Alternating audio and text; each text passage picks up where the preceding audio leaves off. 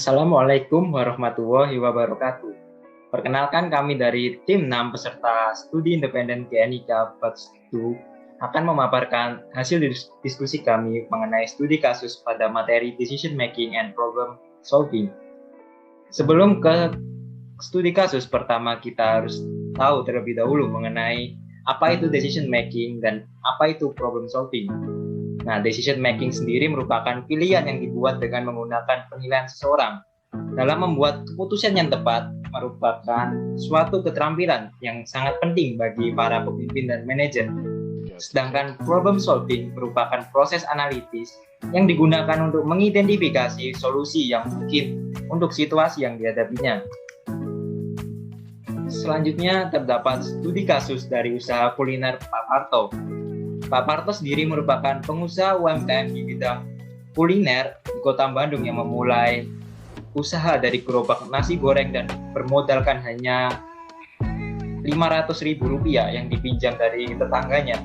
Ia memperkenalkan resep nasi goreng ala mertua dengan campuran ikan tuna, dicampur telur dan terong, dan mendapat sambutan dari para pelanggan. Dalam waktu 6 bulan, Pak Parto sudah mempekerjakan 2 orang karyawan dengan tenda yang lebih luas dan menambah 3 menu baru. Setelah 2 tahun kemudian, usaha Pak Parto berkembang pesat dengan membuka 3 cabang baru dan telah memiliki 15 karyawan serta memiliki margin profit 10% dari modal yang dikeluarkan. Ia juga memiliki target pasar yaitu mahasiswa atau orang kantoran.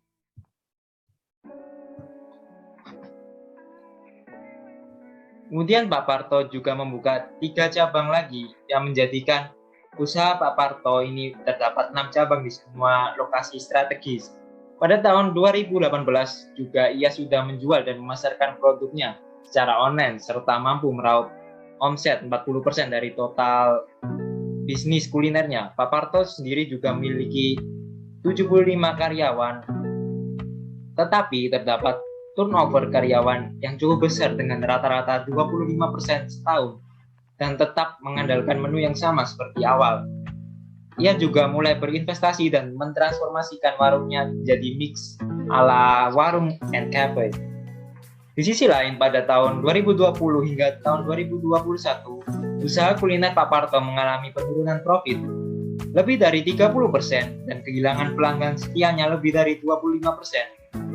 Hal ini menyebabkan Pak Parto tidak percaya diri dalam menghadapi masalah-masalah ini. Selanjutnya terdapat tabel mengenai kinerja Pak Parto kuliner. Dari tabel tersebut dapat dilihat bahwa terjadi penurunan profit dari sebelum pandemi yaitu tahun 2019 hingga saat pandemi yaitu tahun 2020 dan 2021.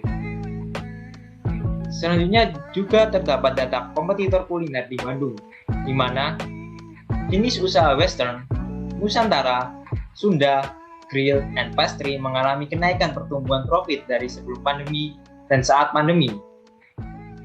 Lalu, apa yang menjadi masalah dalam bisnis kuliner Pak Parto dan apa penyebab masalah tersebut? Serta bagaimana solusi yang tepat untuk bisnis Pak Parto ke depannya? Untuk menjawab pertanyaan pertama, yaitu mengenai masalah yang ada dalam bisnis kuliner Pak Parto.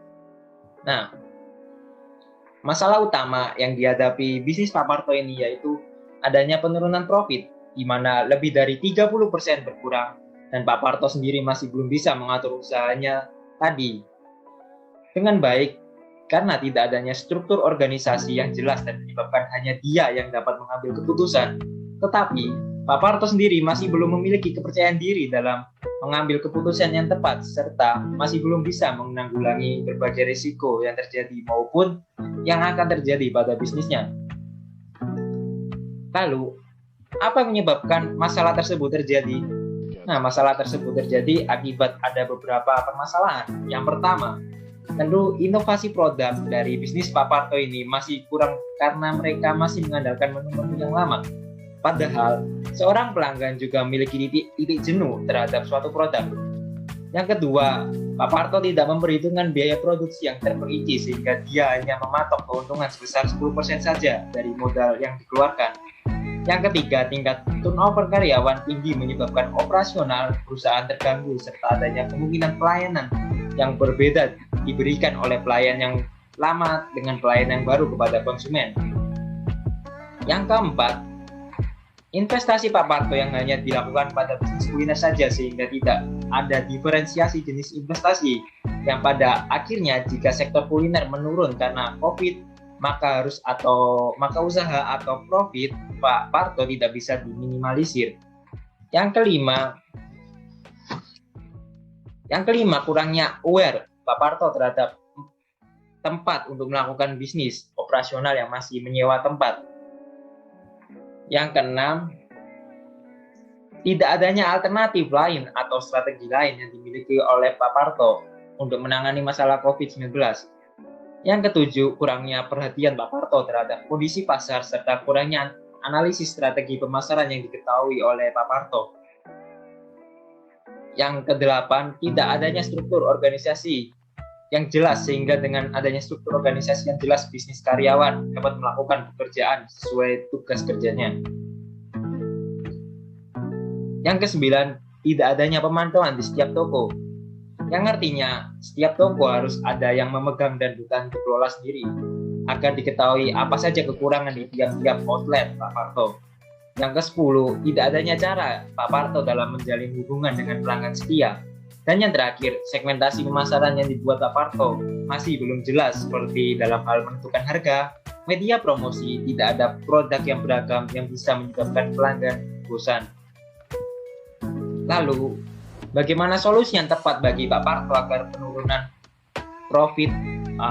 profit ini tidak terjadi lagi untuk kedepannya? Nah, yang pertama, ketika diketahui bahwa penjualan kuliner online mampu berkontribusi kepada bisnisnya sebesar 40%, Pak Parto sebaiknya fokus kepada penjualan kuliner online ini.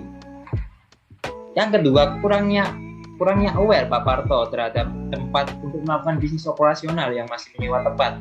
Seharusnya Pak Parto lebih memperhatikan dulu atau membuat tempat untuk kulinernya dan bukan sewaan. Bisa juga dengan menginvestasikan ruko atau tanah untuk dana cadangan.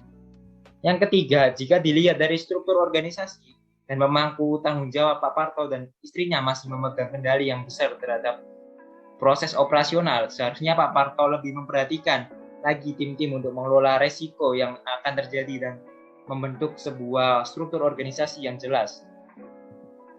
Sekian penjelasan dan analisis studi kasus pada materi Decision Making and Problem Solving dari tim 6. Kurang lebihnya kami mohon maaf. Terima kasih.